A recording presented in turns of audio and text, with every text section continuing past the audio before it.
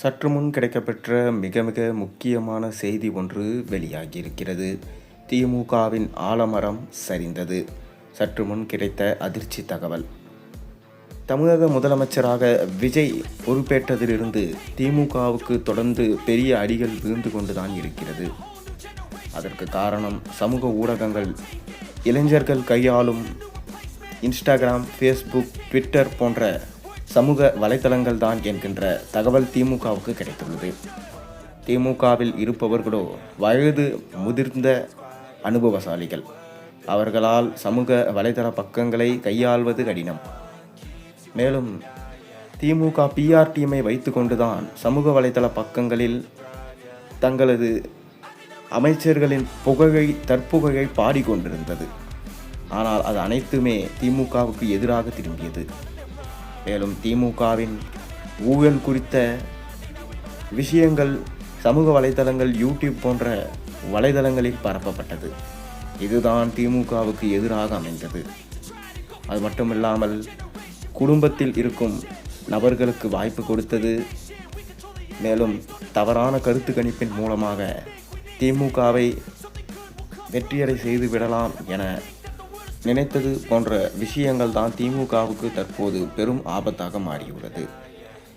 அது மட்டுமில்லாமல் திமுக தலைவர் ஸ்டாலின் உதயநிதிக்கு உடனடியாக துணை முதல்வர் பதவி கொடுத்தது. வாரிசு அரசியல் செய்தது. மேலும் விஜய் அவர்களை தற்குறி, அணில் குஞ்சுகள் போன்ற பல விஷயங்களிலால் அவரை அவமானப்படுத்தியது போன்ற பல விஷயங்கள் மூலமாக தான் திமுக என்று மண்ணை கவ்வியுள்ளது.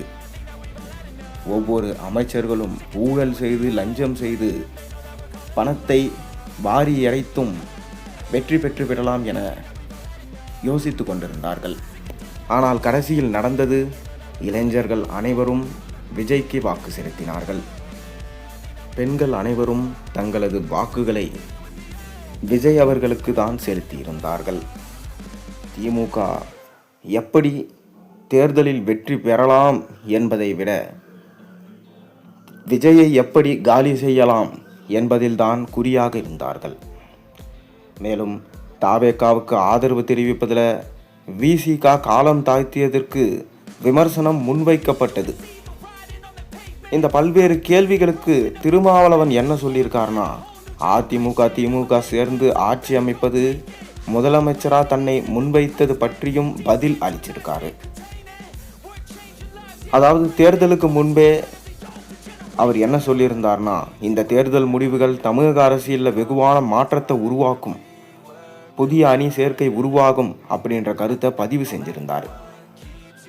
மேலும் அவர் காட்டு மன்னார் கோயிலில் ஏன் அங்கே போட்டியிடலை என அவரோட தோழர்களுக்கு விளக்கம் தெரிவிச்சிருந்தார்.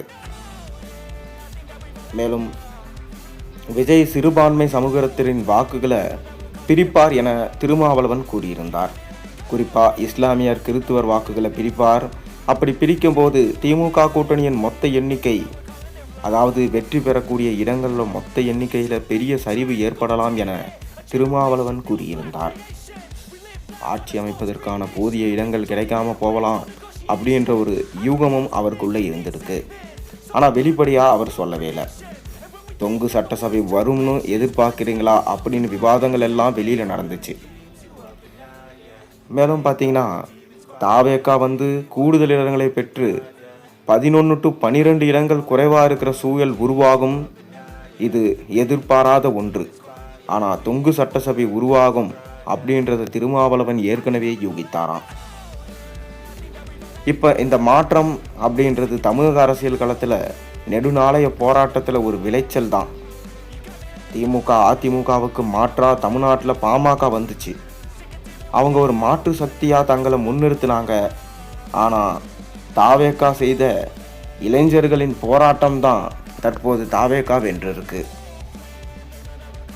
தற்போதைய புதிய அரசியல் சூழலில் தாவேகா தலைவர் தம்பி விஜய் உடனான எதிர்கால அரசியல் உறவு எப்படி இருக்கும்னு அவரை கேட்டதற்கு மக்கள் ஒரு மாற்றத்தை விரும்பியிருக்காங்க, ஒரு தீர்ப்பை கொடுத்துருக்காங்க. ஜனநாயகத்தில் மக்கள் தீர்ப்பை மதிச்சு தான் ஆகணும். அரசியல் களம் என்பது தேங்கி நிற்காது, அது நகர்ந்து கொண்டே இருக்கும். மேலும் நாம் எந்த முடிவு எடுத்தாலும் சேர்ந்து முடிவெடுப்போம்.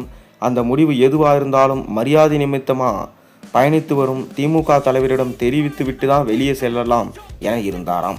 ஆனால் திமுக தலைமையோ அதிமுகவும் திமுகவும் ஒன்றிணைய போகிறோம், நீங்கள் தாவேகாவுக்கு உங்களது ஆதரவு தெரிவிக்காதீங்க, உங்களை தான் முதலமைச்சராக போட போகிறோம் என சொல்லியிருந்தது. ஆனால் அது எனக்கு தெரியாது என திருமாவளவன் மறுத்திருக்கிறார். ஆனால் விஜய் பெருந்தன்மையாக திருமாவளவனுக்கே துணை முதல்வர் பதவியை வழங்கலாம் என ஆலோசனை செய்து வராராம். மேலும் திமுக மக்கள் மத்தியில் தாவேகா ஆட்சி அமைக்கட்டும் என்று பெருந்தன்மையாக சொல்லியிருந்தாலும் கூட விஜய் எந்த சூழலிலும் முதல்வராக பதவியேற்கக்கூடாது, தமிழகத்தில் தாவேகா அமைத்துவிடக்கூடாது என்பதில் தீவிரமாக வேலை செஞ்சிருக்கு திமுக. இந்த சந்தர்ப்பம் தனக்கு சாதகமாக பயன்படுத்த துடிச்சிருக்காரு எடப்பாடி பழனிசாமி. அதாவது எடப்பாடி பழனிசாமியின் மகனும் உதயநிதி ஸ்டாலினும் ஒன்றாக சந்தித்து பேசினாங்களாம். தொடர்ந்து எடப்பாடியை முதலமைச்சராக மாற்றிடலாம், நான் துணை முதலமைச்சராக இருக்கேன் என பேரங்கள் அனைத்தும் பேசப்பட்டதாம்.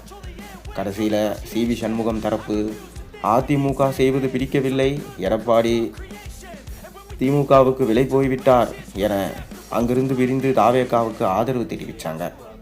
இதன் மூலமாக எடப்பாடி மற்றும் திமுகவின் ஒட்டுமொத்த கனவும் தகர்க்கப்பட்டது. தொடர்ந்து உதயநிதி ஸ்டாலின் மீண்டும் சனாதன தர்மத்தை பற்றி பேசி தற்போது பரபரப்பை ஏற்படுத்தியுள்ளார். இது மக்கள் மத்தியில் கொந்தளிப்பை ஏற்படுத்தியுள்ளது. விஜய் வெள்ளை அறிக்கையாக தற்போது அவர் தயார் செய்திருக்கும் அந்த லிஸ்ட்டை வெளியிட போகிறார். அதில் கிட்டத்தட்ட 15 திமுகவின் முக்கிய எம்எல்ஏக்கள் கையும் களவுமாக மாற்றப்படுகிறார்கள். முதலில் இருப்பது துரைமுருகன் தானாம். துரைமுருகன் செய்த ஊழலும் அவர் ஓட்டுக்காக கொடுத்த லஞ்சங்களும் பல்வேறு ஊழல்களை செய்ததும் தற்போது வெட்ட வெளிச்சத்திற்கு வந்துள்ளதாம். அது மட்டும் இல்லாமல் KN நேரு, செந்தில் பாலாஜி, ஏன் உதயநிதி ஸ்டாலினே தனது சொந்த தொகுதியில் இளைஞர்களுக்கான மேம்பாட்டு நிதியில் பல ஆயிரம் கோடிகளை கணக்கு காமித்து பல லட்சங்களை அவர் ஊழல் செய்துள்ளார் என்கின்ற விஷயம் தற்போது வெள்ளை அறிக்கையில் உள்ளதாம். இதனால் விஜய் தொடர்ந்து நடவடிக்கை எடுப்பார் என சொல்லப்படுகிறது. இதற்கு முன்பு அதிமுக திமுக என்பது மாறி மாறி இருந்ததால் இவர்கள் செய்த தவறை அவர்கள் விட்டுவிட்டார்கள், அவர்கள் செய்த தவறை இவர்கள் விட்டுவிட்டார்கள். இனி அப்படி நடக்காது. இனி விஜய் ஒரு இடத்தில் கூட லஞ்சம் ஊழல் என்பது இருக்கக்கூடாது என மிகவும் ஸ்ட்ரிக்டாக செயல்படுகிறார். ஒருவேளை அவ்வாறு லஞ்சம் வாங்கினால் அவர்களின் சொத்துக்கள் பறிமுதல் செய்யப்படும், ஊழல் செய்தால் அவர்கள் ஆட்சியும் பறிக்கப்படும் என விஜய் கூறியதால் பரபரப்பு ஏற்பட்டுள்ளது. விஜய் கிட்டத்தட்ட 15 to 18 பொறுப்புகள் இருக்கிறது. இதனால் இனி எந்த திமுக அமைச்சரும் தப்பிக்க முடியாது. திமுகவின் ஆலமரம் சரிந்தது போலதான் தற்போது நடந்திருக்கிறது.